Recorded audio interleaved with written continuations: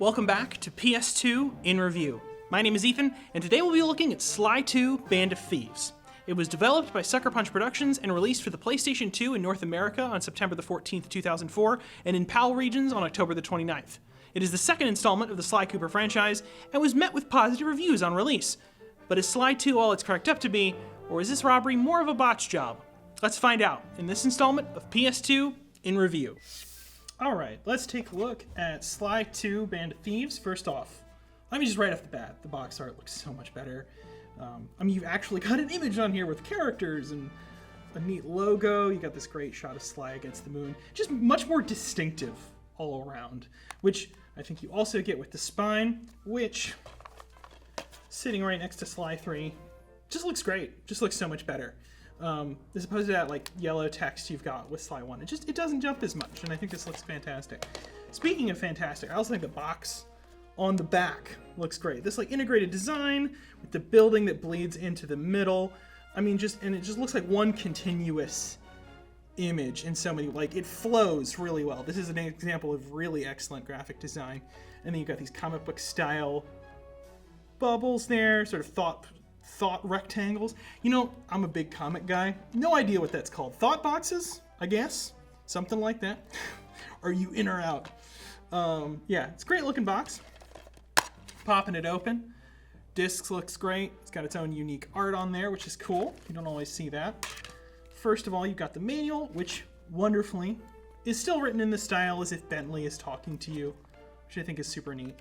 In addition to that, also for whatever reason, my manual still has the subscription not filled out for PlayStation Underground magazine, which is kind of neat. You don't see that all the time. Now going back to the box, the extra, which I was pleased to find in this copy, is this awesome poster / map. The map on this side, which is upside down. No, it's not. It's upside right. Got World 1. This is some of the mission locations on there. World 2. And World 3. Which looks great. It's super cool. And then you got this really nice poster. We'll try and lay out for you to see. It's hard to tell with the camera, but you've got your little credits there at the top, which goes down all the way to the bottom there. Looks fantastic. Great shadows, really cool shot. I love this. You don't see this enough. I quite enjoy it. Alright, let's box this puppy back up. But yeah, no, that's the box for Sly 2. I think it's a massive improvement over the first one. A cool extra with that poster. Yeah, just all together. Looks great on the shelf. Love this box. Alright, let's hop into the game. Part 1. Playing a fan favorite. Whenever I am confronted with a fan favorite game, or one of the greatest games of all time, I do my best to put it in its context. When I played the original Baldur's Gate, for example, I didn't enjoy myself much mechanically, but I could still appreciate how spectacular it must have been on release. I kept in mind the vast landscapes, the music, the character customization, and the titular city itself. All of these things on their own were fantastic, and yet I did not find myself having a lot of fun. If you've ever played the classic Black Isle RPGs, you will know that 2nd edition Dungeons & Dragons rules are opaque at the best of times and downright hostile at the worst of times. Moments when I was able to enjoy the game were still stained with the dread that eventually I would have to enter combat again. Sly 2 Band of Thieves is not as obtuse as Baldur's Gate. When you are playing as Sly Cooper, the game works as intended, as a light-hearted, globe-trotting adventure with fun stealth levels, colorful characters, and at times, positively delightful set pieces. But when the game breaks from this mold, when it dives headlong into minigames, playable characters not suited to navigating the open world, and repetitive mission design, it can become frustrating, dull, or downright mean. With a gap year between releases, Sly 2 had more time to iterate and experiment with its level design.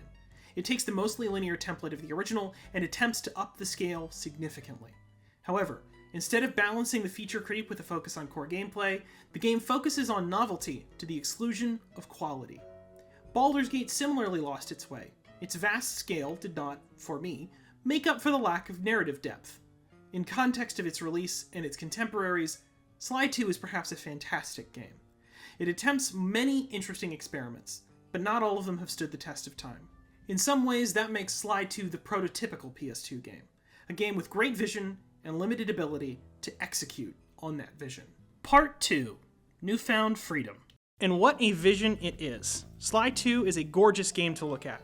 Dev Madan returns as art director, and he knocks it out of the park once again. In a GDC talk given before the release of Sly 2, Madan said he told the team he wanted no right angles, and I believe it. This angular and intentionally cartoony design has aged like fine wine. Even compared to Sly 1, Sly 2 is a massive step up in terms of visual clarity and environmental detail. When I first played the opening level, I was stunned at how much richer the details were in this opening room alone. The lighting in particular is really stunning, with much smoother transitions between bright lights and dim ones. This even has a mechanical effect. The flashlight beams of patrolling guards now have a slightly dim edge that allows the player some grace to slip by the beam undetected. This small nuance makes encounters that would otherwise be pass-fail into frantic scrambles for the nearest hiding spot. The attention to detail is also present in the framing of scripted sequences. Staying with the beginning of the game for a moment, this chase sequence with Carmelita has more visual pressure than her levels in the first game. The camera goes tight on Sly, and you run towards the camera like a Crash Bandicoot level. She also shoots at you more than once every 5 minutes, which helps the chase feel like it has consequences if you make a false move. Once you escape Carmelita, you are brought to the first of 8 open-world hub areas. From an art design perspective, these hubs are incredible. From the dark blues of Paris to the deep greens of the Indian jungle, each one is distinct and beautiful. The music in these hubs is fantastic as well. Bill Wolford and Peter McConnell are credited as sound and music in the game's manual, and they did a wonderful job on the score and the sound design. In the game's opening hours, I was thoroughly impressed by all of these enhancements over the previous entry. As I kept playing, I found that the story had gotten some tune-ups as well. Once I had gotten over admiring the art direction, I was pleased to see that the characters were more defined as well. Bentley and Murray are no longer just companions who mostly hang out at headquarters. Each is now a playable character with unique traversal mechanics and unlockable special moves. They both get moments to shine within the narrative, such as Bentley's solo mission to free Sly and Murray from prison, the best chapter in the game, later on. I found this to be quite refreshing. The game now feels much more like a gang planning and executing heists, rather than a solo adventure starring Sly Cooper. Each member's skills are highlighted and focused on in their respective levels. Bentley is the hacker and explosives expert, and Murray is the muscle. We will get into how I feel about how fun these characters are to play later, but suffice it to say that as a narrative choice, I really enjoy their presence. Carmelita also gets her status quo shaken up a bit with the introduction of a new lady cop, Interpol agent Neela, serving as Carmelita's sidekick at the start of the game. Unlike Carmelita, Neela actually seems interested in Sly's flirtatious banter and seems to find him charming enough to let him get away with a few burglaries in exchange for help defeating various bad guys. Carmelita herself is still mostly a non-character, though she does briefly go on the run from Interpol. She remains dedicated to bringing Sly and friends to justice. She does have one moment at the very end of the game where, having captured Sly at long last, she lets her hair down, and the two share the first real conversation they've ever had. It's a sweet moment. Aside from the fact that we don't actually get to hear any of the conversation, until Sly gives Carmelita the slip at the last minute, of course. Floating away on the night breeze, I could faintly make out Carmelita's voice. I'll find you, Cooper! Clockwork does return from the first game, but not in the fashion you might expect. Instead, the main villains are the Claw Gang, spelled K-L-A-W-W, because of course it is. Each member of the gang has taken possession of various parts of Clockwork's body. When we last saw Clockwork, he was melting in a volcano, Terminator 2 style, but apparently enough of his body was salvageable to facilitate various evil plans across the globe. Sly and the gang make it their mission to recover the parts, and presumably destroy them so they can no longer be used for nefarious purposes. Unlike the first game where there is one villain for one world, some villains take 2 entire worlds to bring down. While I wouldn't say they are now complex characters, this dramatic increase in screen time does make them more memorable. The main exception to this is the game's false villain, Arpeggio. He assembles the Clockwork parts in a bid to build a new body and achieve immortality. He gets about as much screen time as it takes to say those exact words and is summarily murdered and replaced by Agent Neela, who decides that she wants immortality, thank you very much. She also names herself Clockla, which isn't important, I'm just very easily amused by goofy names. Part 3. New Friends, Old Thieves. Structurally, the game is broken up into 8 episodes. First, you are dropped into an explorable hub world with some collectible clue bottles to find. You do a recon mission which gives you the lay of the land, then 3 or 4 prep missions where you disable security systems, steal blueprints, and the like. then another set of missions where you take more drastic steps towards the execution of the heist, then finally, the heist itself, where you usually play as all three characters, each acting in their own capacity to successfully carry out the heist. In theory, this is a fun mission structure. Pulling off a heist can be a lot of fun, and the boss fights are mostly a big improvement over the last game. Mostly. However, in practice, you end up doing what is essentially the same set of 8 missions over about 19 hours. This formula begins to wear thin after a while. Jailbreak chapter notwithstanding, the formula remains identical throughout the game. This doesn't necessarily have to be a problem. Sly 1 had an identical mission structure for each world, and it worked well enough for that game. In Sly 2, however, instead of a small hub area like the last game, we are given an open-world free roam area from which to access story missions. These hubs encourage you to explore them with the Clue in a Bottle collectibles, and while they do add to each world, and were usually the first thing I did when I started a new episode, they just made me wish for more variety in the mission structure. The hubs grant a level of expression the scripted missions simply do not. I'll go into this more later, but the problem I have here is not with the hubs themselves or with the missions themselves, it's with the contrast between the two. There is something of a structural whiplash going from a hub to a mission. On one hand, I have total exploratory freedom where consequences are light, and on the other, I have to start this level over if I walk this barrel into a spotlight one time. Before diving more into the missions, I need to discuss the addition of Bentley and Murray as playable characters. I already said I love their newfound focus as a narrative device, but I find that their implementation as playable characters to be half-baked at best. The first and most important problem, especially since this is a Sucker Punch game, is their lack of mobility. Sly himself has no problem navigating the world. He can climb pipes, jump from point to point, and eventually glide, Breath of the Wild style. Bentley and Murray do not have this flexibility. Bentley has an okay, but expensive unlockable hover pack, and Murray can jump well enough, but both of them struggle to navigate the world in a way Sly simply does not. Now, I am aware that Sly is the acrobat of the trio, and that character-wise, it makes sense for Bentley and Murray not to have these skills. But from a design standpoint, when 2 of your 3 characters are significantly less fun to navigate with, in a game built primarily around navigation, you have a big problem. Bentley in particular became my least favorite to play. In addition to having a harder time getting from the hideout to missions, he also goes down much easier in combat. While he does have a melee attack and bombs, in practice he is much smaller than the other 2 characters, and is swarmed much more easily if you get caught. Stealth sections are also much harder as Bentley. Because of his fragility, he opts for a Metal Gear Solid style tranquilizer gun that knocks guards out in one hit. However, if you miss your mark, any nearby enemies will immediately run to the location you shot the dart from. The finicky camera only makes this problem worse, as missing often means getting killed. Since Bentley is the brains of the operation, I do like the idea that his section should require more thought. At the end of the day, though, I found Bentley's disadvantages more irritating than interesting. Murray does not have nearly the same difficulty navigating the open world that Bentley does, although he still cannot interact with it in any meaningful way. However, he makes up for this by being the most durable of the 3 leads. Taking on guards in one-on-one combat is a dangerous proposition as Sly and Bentley. Murray, on the other hand, can take them on no problem.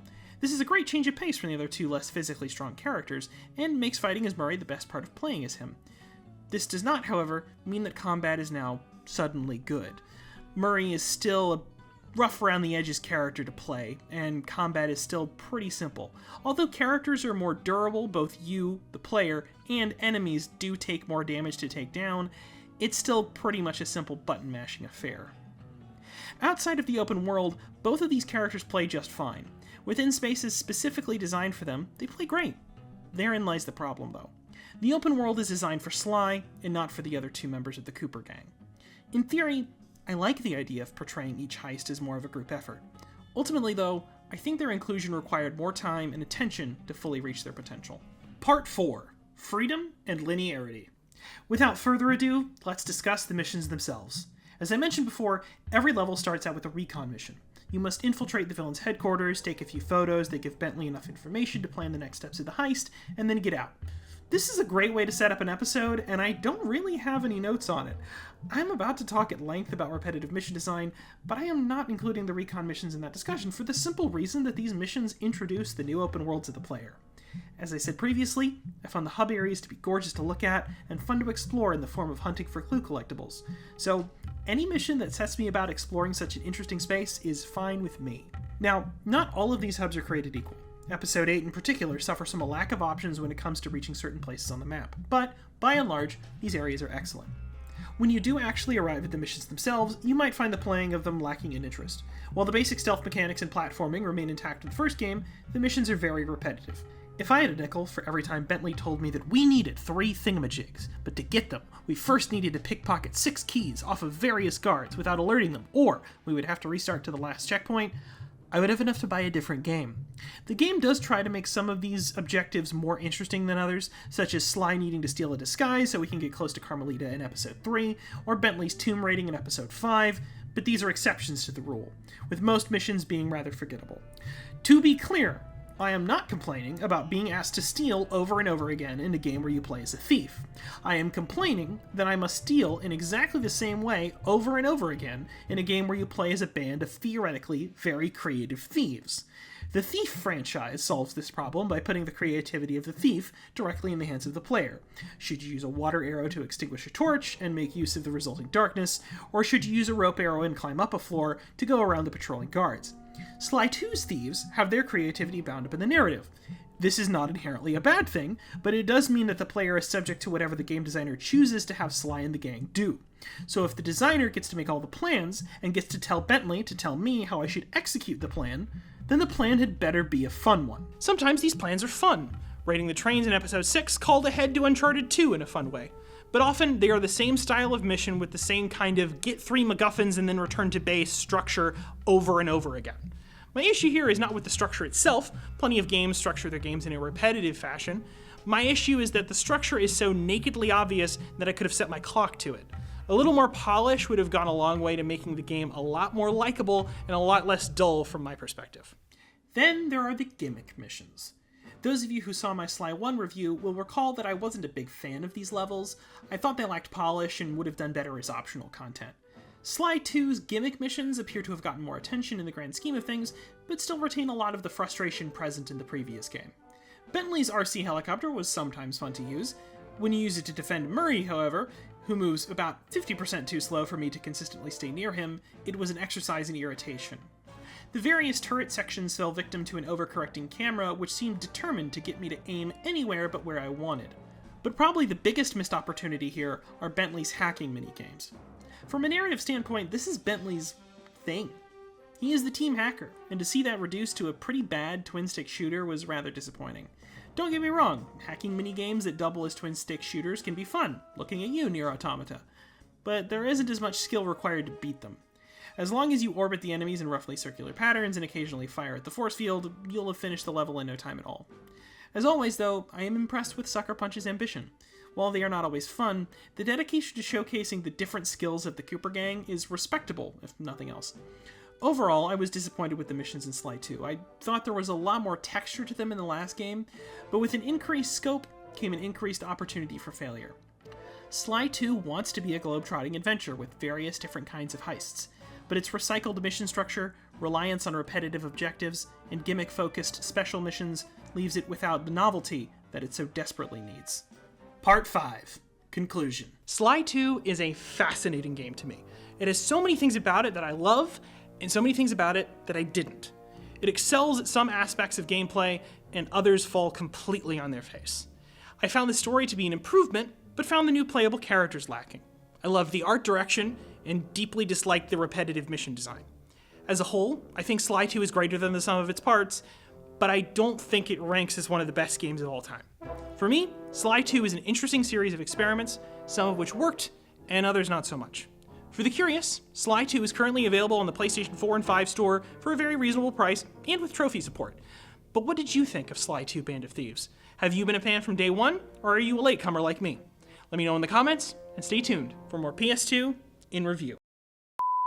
So this doesn't fit anywhere in the video, but I just had to talk about it. While I was researching older reviews of this game, I noticed that Metacritic lists The Edge magazine as giving the lowest score for Sly 2 at a 6 out of 10.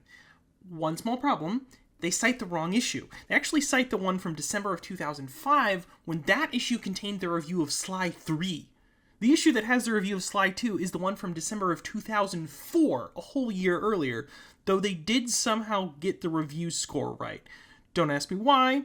I don't know who's going to fix this, but I thought I would tell all of you.